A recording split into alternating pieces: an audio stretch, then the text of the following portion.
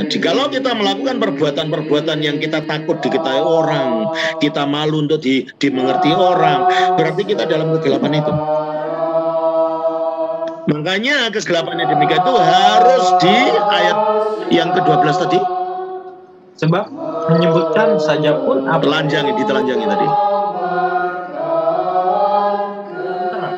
Maka kita beroleh persekutuan seorang dengan yang lain. Nah, hidup dalam terang itu gimana? Hidup dalam terang itu hidup dalam keberadaan di mana tidak ada sesuatu yang gelap dalam diri kita. Yang terang itu gimana? Kita baca Efesus 5 ayat yang ke-11. Janganlah turut mengambil bagian dalam perbuatan-perbuatan kegelapan. Jangan turut mengambil bagian dalam perbuatan-perbuatan kegelapan. Nah, perbuatan kegelapan itu yang gimana? Yang tidak berbuahkan apa-apa. Tapi sebaliknya, telanjangilah perbuatan-perbuatan itu.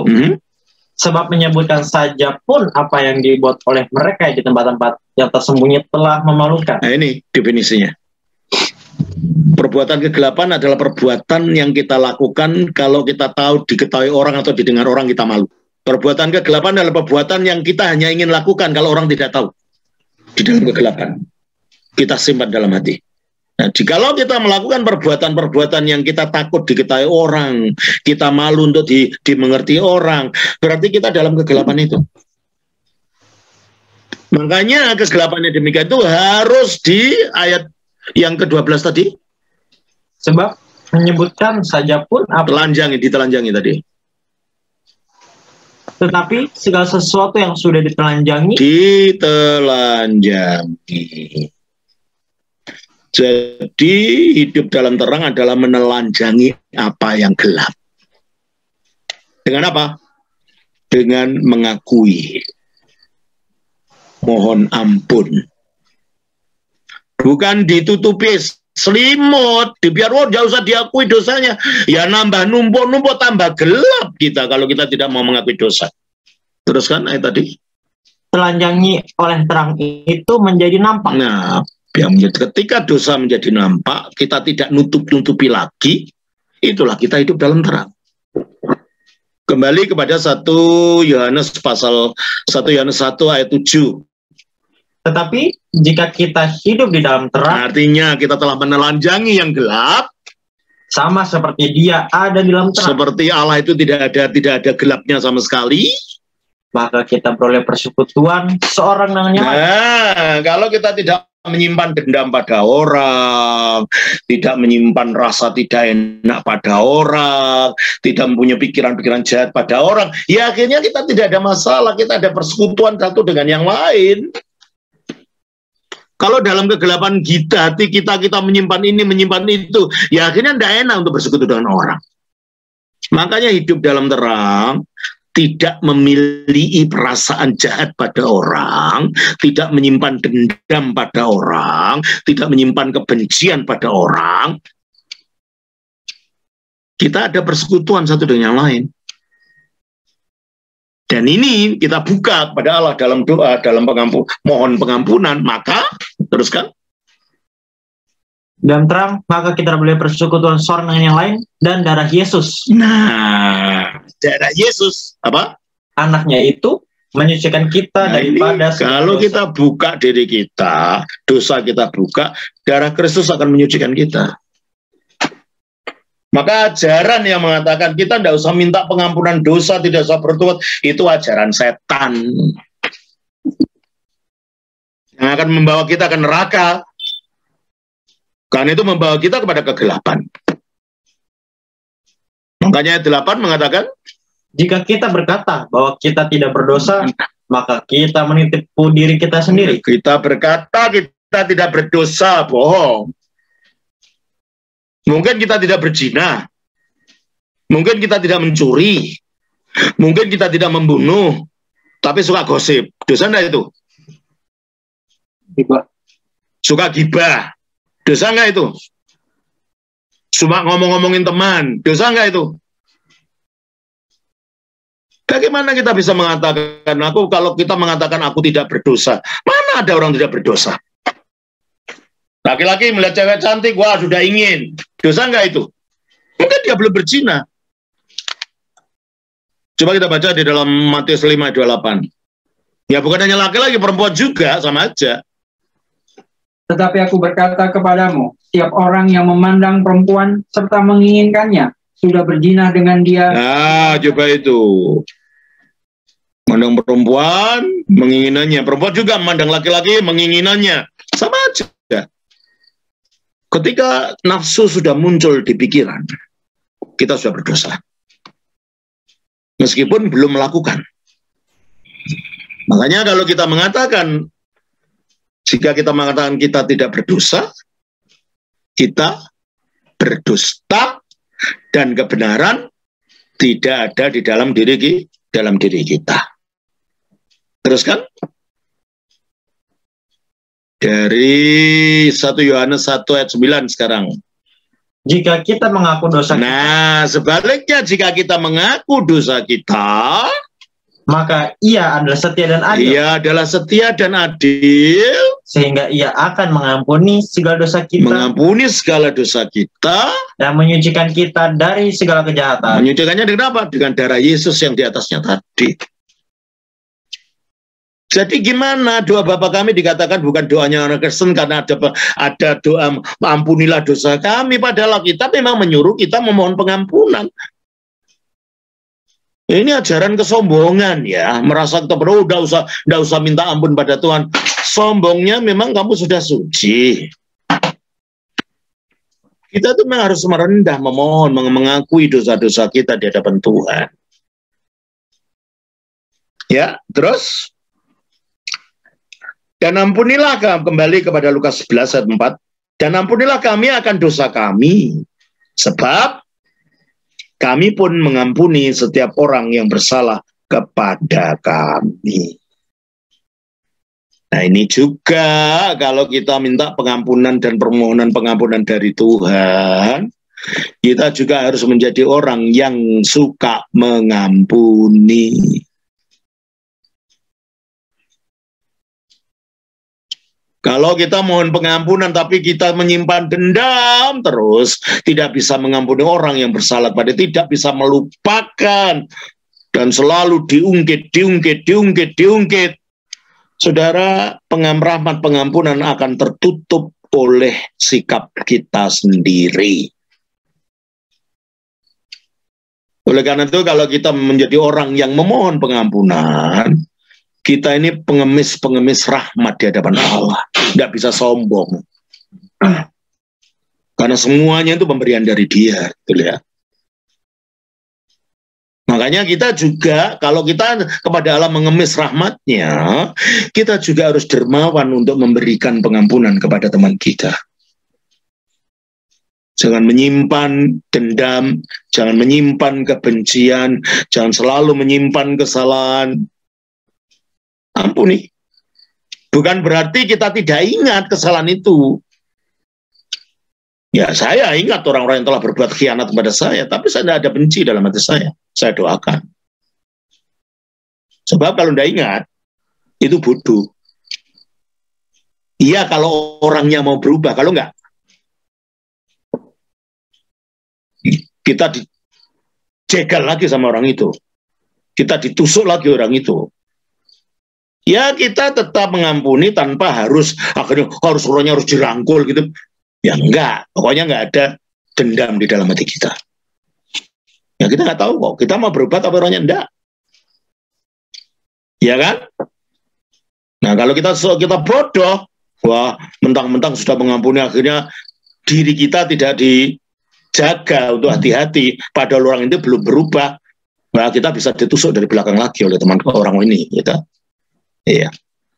Nah sebentar, tadi ada pertanyaan Danias. Danias mau tanya apa tadi? Gini Romo, tadi Romo sempat membahas tentang anak-anak Allah. Nah, ya saya tertarik begini Romo. Baik itu dalam rumusan iman Nikea yang mengatakan bahwa Dia yang diperanakan namun tak diciptakan, ataupun kita juga dalam Injil Yohanes 1:13, kita itu diperkenankan oleh Allah menjadi anak-anak Allah kalau kita percaya dalam nama Yesus. Tapi bagaimana pendapat Romo tentang Mazmur 90 ayat 2 yang dikatakan langit dan bumi diperanakan dan juga dilahirkan Romo? Terima kasih. Ya, langit dan bumi diperanakan, yang berarti di sini Allah digambarkan sebagai Bapa, dan dilahirkan di sini Allah digambarkan sebagai Ibu. Artinya Allah adalah Bapa dan Ibu sekaligus. Bapa yang mengadakan, Ibu yang memelihara. Itu hanya gambaran saja. Karena yang memperanakan itu Bapa, yang melahirkan itu Ibu. Jadi dengan demikian Tuhan digambarkan sebagai yang mengadakan, yang menjadikan, yang memulai segala sesuatu, tetapi yang juga memelihara, menumbuhkan, dan lain-lain, sebagaimana seorang ibu yang memelihara dan mendidik anak-anaknya di rumah. Jelas? Ya, jelas, Romo. Ya. Tapi apa yang tidak bertentangan dengan konsil Nisea, Romo, yang mengatakan Yesus itu diperanakan namun tak diciptakan, sedangkan langit dan bumi diperanakan dan diciptakan, Romo. Nah iya. Itu apa hubungannya langit dan bumi dengan Yesus? Allah menciptakan dan memperanakan bumi dan bumi melalui Yesus ini. Bukan bagian Yesus, bukan bagian dari ciptaan. Dia adalah firman-Nya Allah. Yang melaluinya Allah menciptakan dunia ini. Jelas? Baik, jelas, Romo. Ya, kita lanjutkan. Jadi, dan jangan seterusnya, dan janganlah membawa kami ke dalam pencobaan. Ada ajaran mengatakan pencobaan itu bukan dari setan, tapi dari diri kita sendiri. Ada dari diri kita, tetapi juga ada pengaruh roh kegelapan juga yang ikut mendorong kita untuk melakukan yang salah. Coba kita baca dari Yakobus. Di situ ada kolaborasi antara hawa nafsu kita dengan kuasa jahat. Ya, kita baca di dalam Yakobus pasal 1. Ayat yang ke-13 sampai dengan 15. Apabila seorang dicobai, janganlah ia berkata, pencobaan ini datang dari Allah. Ya, memang Allah tidak pernah mencoba. Allah menguji, bukan mencoba. Bedanya apa menguji dan mencoba? Mencoba itu umpamanya begini. Saya ingat waktu saya kecil aja. Saya dulu suka main-main di pinggir kolam. Ada kolam dalam karena cari ikan. Ada teman saya nakal. Ada salah satu dari teman kami didorong masuk ke kolam padahal tahu teman itu tidak bisa berenang. Nah, sudah itu temannya masuk ke kolam, dia lari, dia kapal lu. Nah, setan itu seperti itu. Mendorong kita untuk jatuh tanpa tujuan apa-apa. Hanya untuk membuat kita jatuh. Itu pencobaan. Kalau Allah tidak, Allah itu seperti guru. Kenapa sih anak sekolah diberi ujian? Untuk apa? Harus belajar ini. Untuk apa? Diberi ujian supaya naik kelas. Jadi kalau Allah itu memberi ujian karena ada tujuan supaya kita meningkat di dalam kehidupan kita. Jadi Allah tidak mencoba, Allah itu menguji. Yang mencoba kita dan disebut si pencoba itu iblis. Kita baca di dalam Matius pasal 4. Ayatnya yang ke-2 dan 3. Dan setelah berpuasa 40 hari dan 40 malam, akhirnya laparlah Yesus. Lalu datanglah si pencoba. Nah, disebut apa iblis? Si pencoba.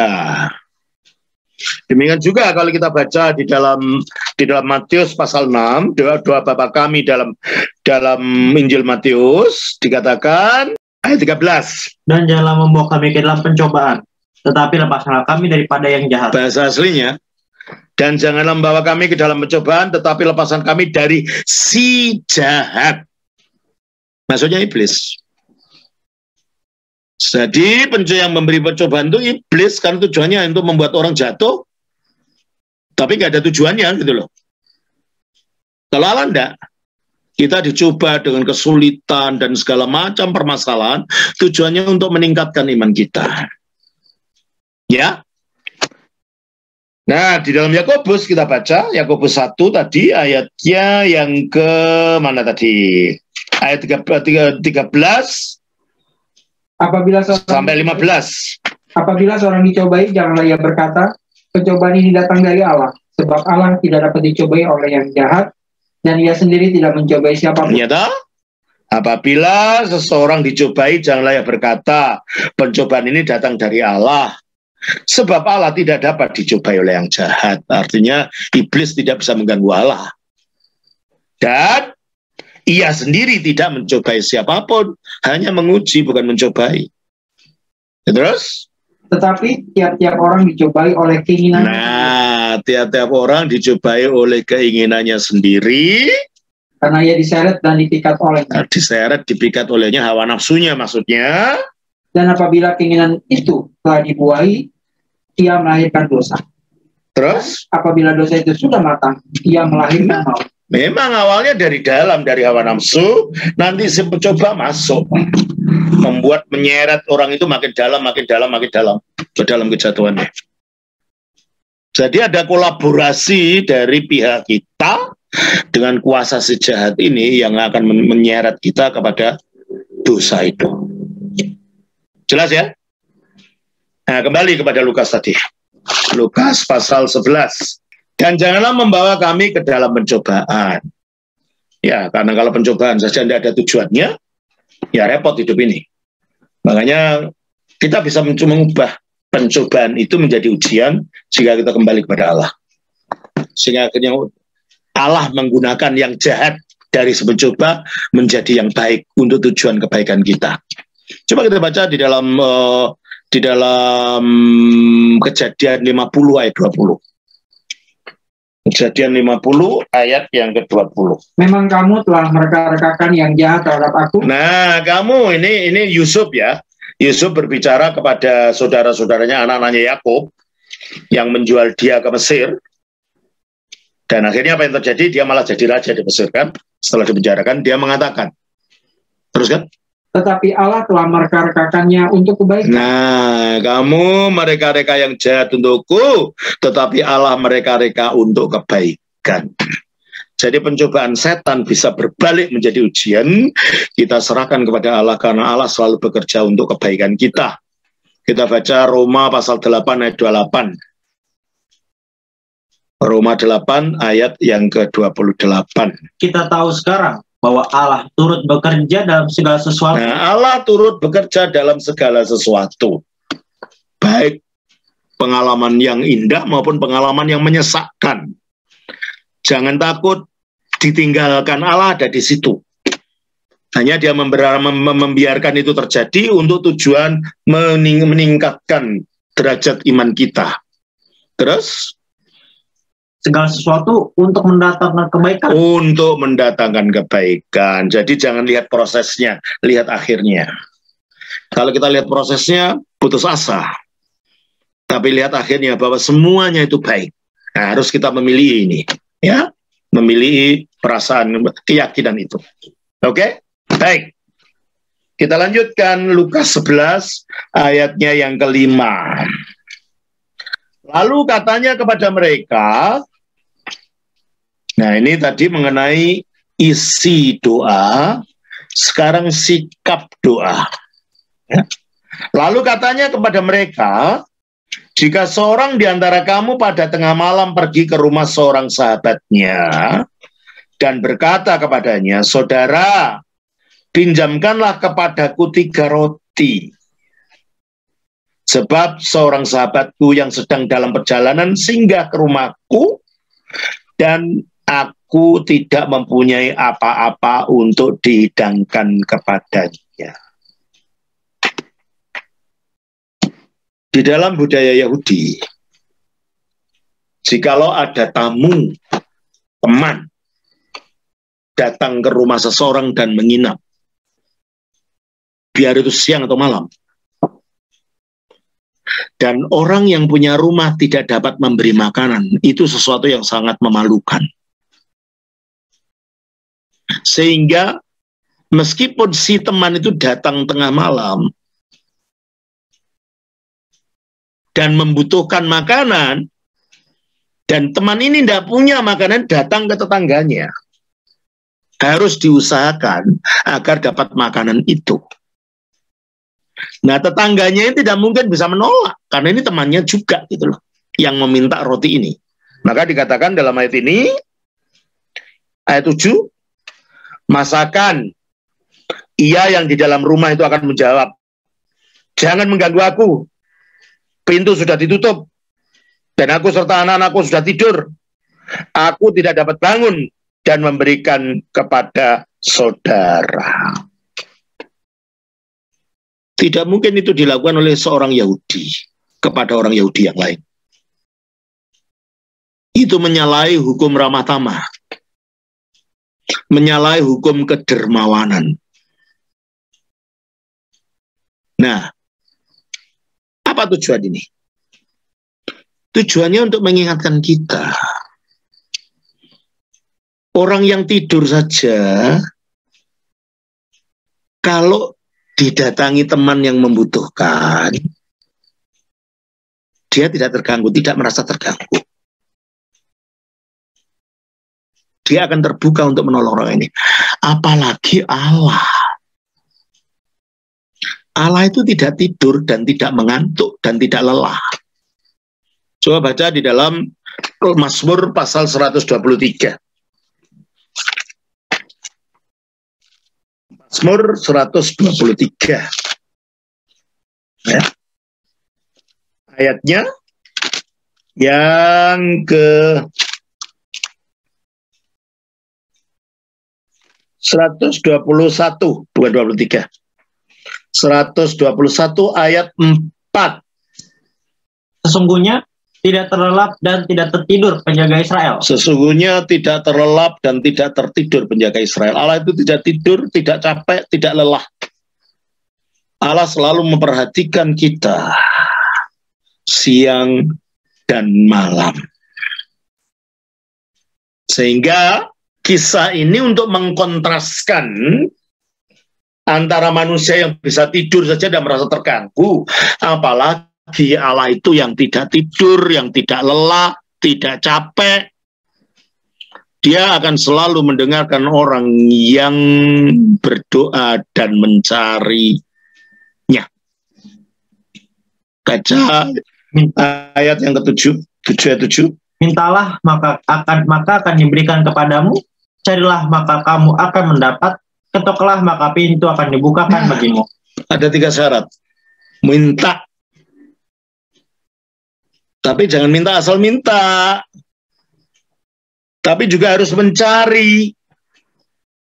Mintalah, maka akan diberikan kepadamu. Carilah, maka kamu akan mendapat.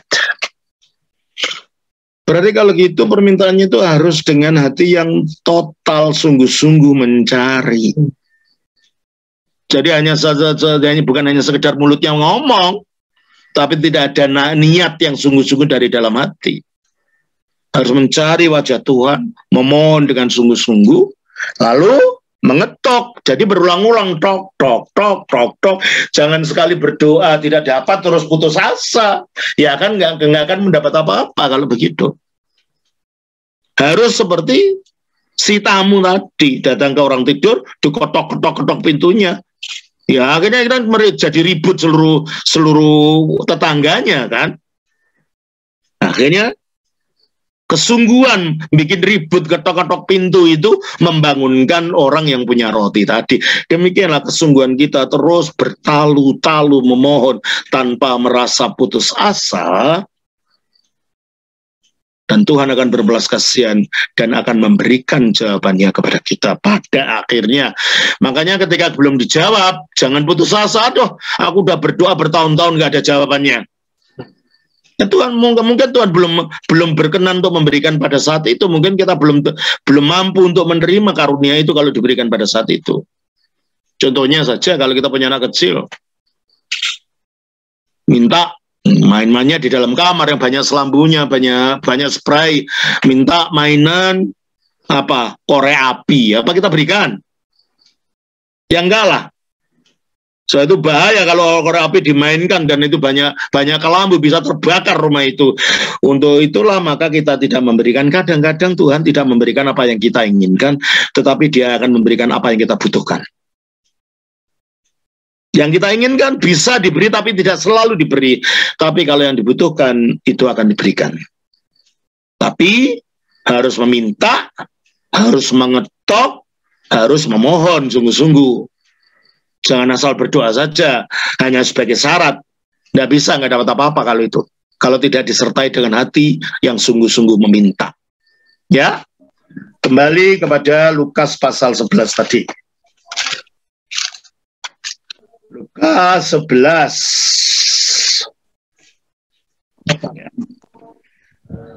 Masakan ayat 7. Masakan ia yang di dalam rumah itu akan menjawab, jangan mengganggu aku.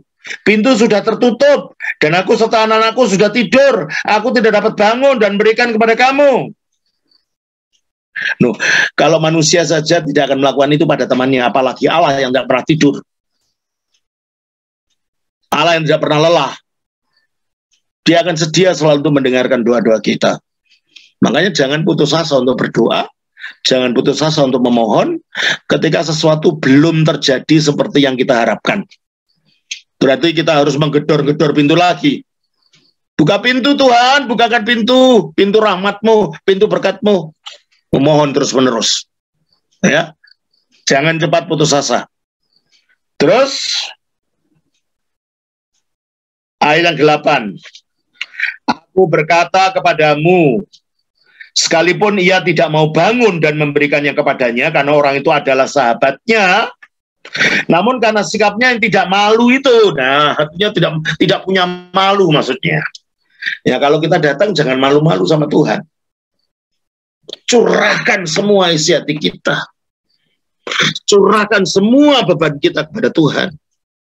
Jangan malu-malu, takut ini, takut itu, jangan. Nah kalau semuanya jangan gitu, kapan kita akan memohon? Tuhan senang jikalau anak-anaknya itu membuka hati secara terbuka dan mencurahkan semua kebutuhannya kepadanya. Kita baca di dalam Filipi 4 ayat 4 sampai 7.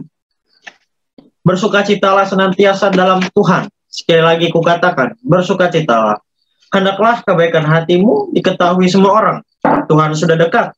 Janganlah hendaknya kamu khawatir tentang apapun. Janganlah hendaknya kamu khawatir tentang apapun juga. Apapun juga. Masalah masa depan, masalah bisnis, masalah jodoh, masalah rumah tangga, masalah keluarga, masalah pekerjaan, masalah kesehatan, masalah apapun. Jangan hendaknya kamu khawatir. Kekhawatiran itu kekalahan sebelum perang.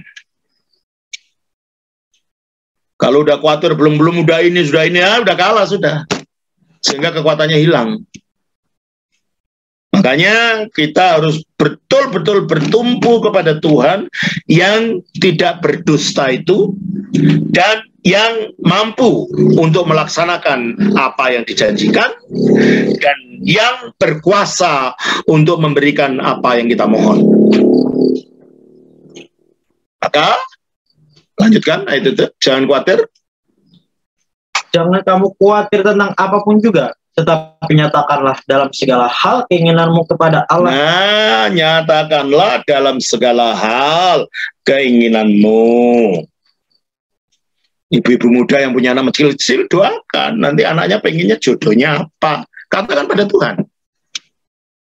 Tuhan, saya ingin anak saya menikah dengan suami yang begini, orangnya begini, yang beriman. Semua katakan, detail. Doa, terutama ibu ya. Doa seorang ibu itu adalah dasar kekuatan anak-anaknya. Bapak juga sih. Tapi terutama ibu, karena ibu itu yang paling dekat dengan anak-anaknya.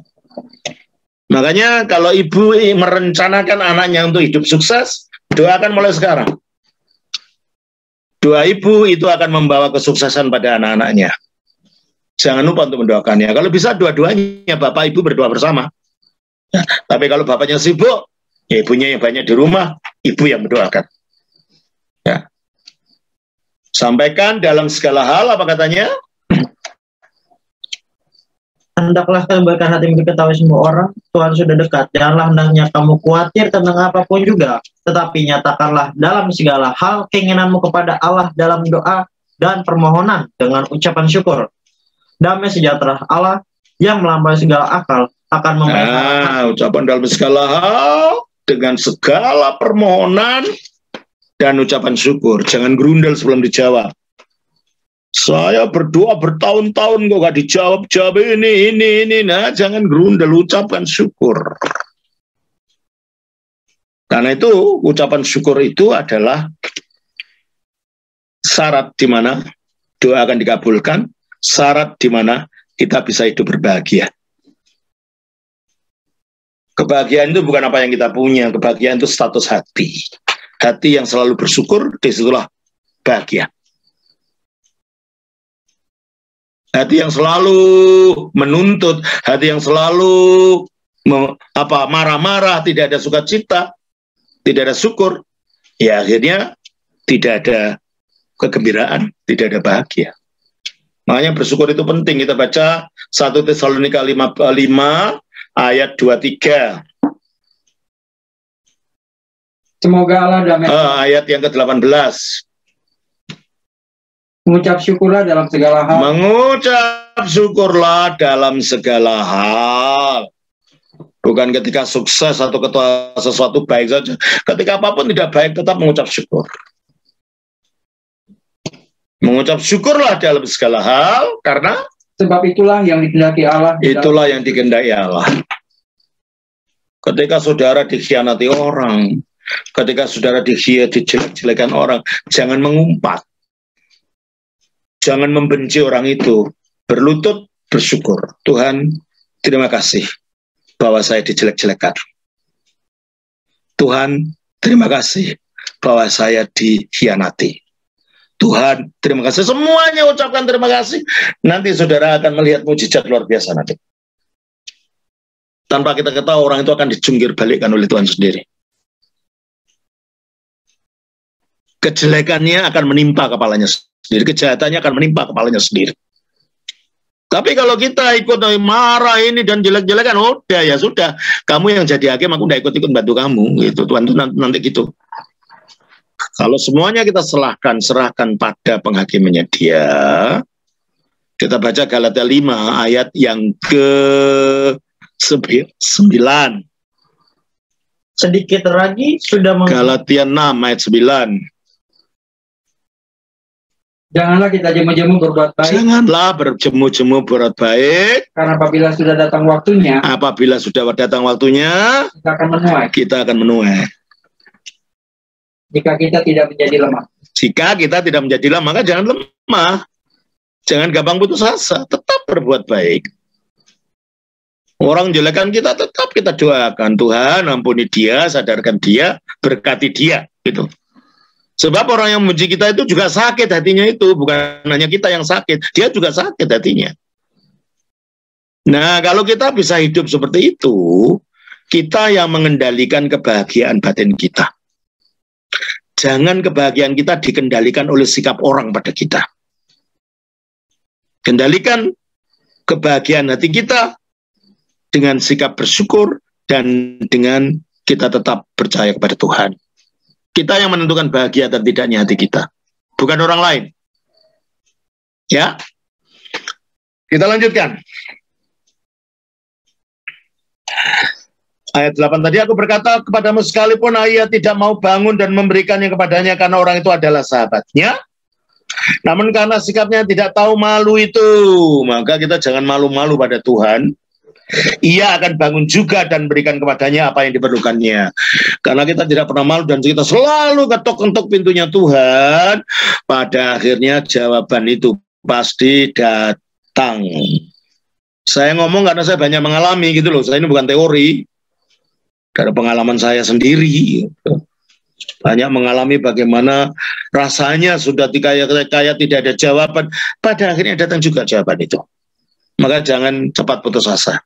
Ya, oleh karena itu, aku berkata kepadamu, mintalah, maka akan diberikan kepadamu, carilah, maka kamu akan mendapat, ketoklah, maka pintu akan dibukakan bagimu. Jadi tetap konsisten, door, dengan doa. Pintu Tuhan diminta terus. Jangan berhenti, jangan bosan, jangan jemu, jangan putus asa, dan jangan berburuk sangka pada Tuhan. Jangan berburuk sangka kepada Tuhan. Ayat 10. Karena setiap orang yang meminta menerima, dan setiap orang yang mencari mendapat, dan setiap orang yang mengetuk baginya pintu dibukakan. Berarti persisten ya. Terus secara konsisten memohon. Nah, kalau ada nyanyian mujizat itu ada ya, memang ada, saudara. Karena yang kita percaya itu Allah yang hidup, bukan teori. Dan Allah yang hidup tetap bekerja, tidak pernah pensiun. Nah, karena itulah, maka dia mampu membuat mujizat bagi orang yang betul-betul memohon, meminta, mengetuk, dan mencari. Ya. Ayat 10, ayat 11. Bapa manakah di antara kamu jika anaknya minta ikan daripadanya akan memberi ular kepada anaknya itu ganti ikan? Nggak ada kan? Atau jika kita minta telur akan memberikan kepadanya kalajengking? Nggak ada. Jadi kalau niat kita baik, yakin akan kebaikan Allah. Dia akan memberikan apa yang kita minta yang sesuai dengan kehendaknya. Dia akan memberikan apa yang kita minta yang sesuai dengan rencananya bagi hidup kita. Oleh karena itu, jangan putus asa. Jangan jemu-jemu untuk berdoa. Berdoalah terus. Jangan yang sekedar hanya waktu makan doa, mau tidur doa. Enggak, bukan itu. Itu doanya semulut saja. Betul-betul berlutut memohon kepada Tuhan ketika kalau ada masalah-masalah. Dan udah semua berdoa, ya sudah waktu makan. Alah, itu kan syarat saja kalau mau makan itu. Mau tidur, ya itu syarat saja. Doa yang sungguh, yang mohon setiap hari. Nah, doa yang demikian itu yang akan mendapat jawaban. Mengetuk, mencari, meminta. Tanpa itu, ya doa kita akan melayang di hubungan atap saja, nggak akan kemana-mana. Oke? Baik saudara, saya kira untuk malam ini itu yang dapat saya berikan. Tuhan berkati. Shalom. Bapak. Shalom. Makan